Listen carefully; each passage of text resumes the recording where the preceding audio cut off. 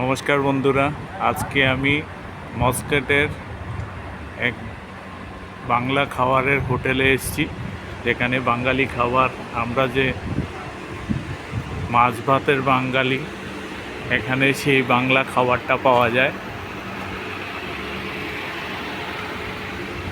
এই সেই হোটেল, দেখতেই পাচ্ছেন মাছ ভাতের ছবি আছে। এখানে মাছ ভাত ছাড়াও বিরিয়ানি টিরিয়ানি সব কিছু পাওয়া যায়। এই দেখুন, এখানে লেখা আছে বাংলাদেশি হোটেল।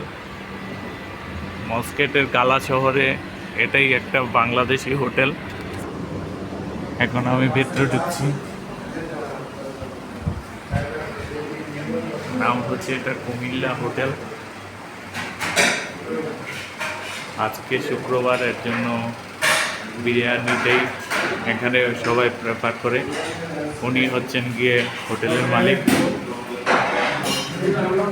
দাদা, আপনার একটা ইন্টারভিউ লাগে।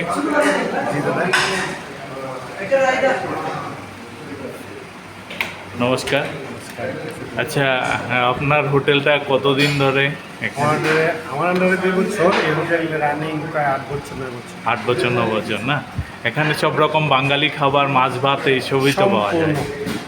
রোস্ট পোলাও, সরষে ইলিশ, টমেটো চাটনি, আলুর চাটনি, তারপর ডাল চাটনি, কলার ভর্তা, তারপর রুই মাছ, কেসকি মাছ, লইটা মাছ, পাঙ্গাস, তেলাপিয়া, ইলিশ সম্পূর্ণ পাওয়া যায়। বাবা, যেটা বাংলাদেশেও পাওয়া যায় না সেটা এখানে পাওয়া যায়। স্পেশাল দম বিরিয়ানি। আচ্ছা। রোস্ট পোলাও তো একদম শুক্রবার দিন, ফ্রাইডে স্পেশাল।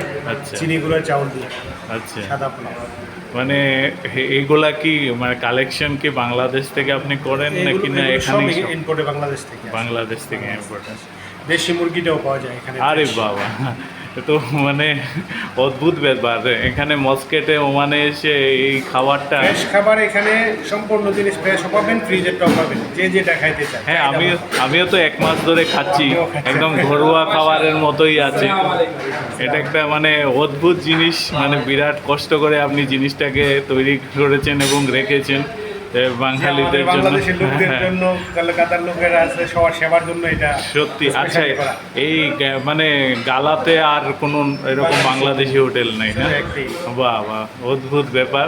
এখন আপনাদের সবাই ঘুরিয়ে দেখাচ্ছি হোটেল।